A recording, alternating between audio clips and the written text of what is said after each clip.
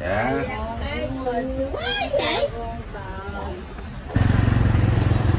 Bà bán vé số luôn hả chị? Nhà đâu lận?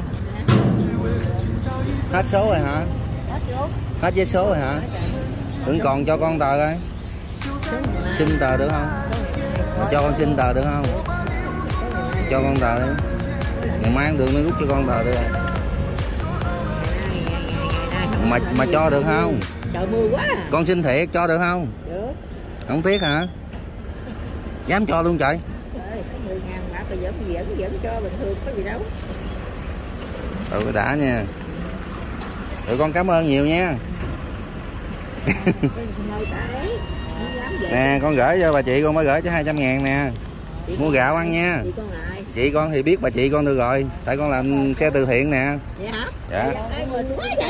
Vậy hả? Dạ.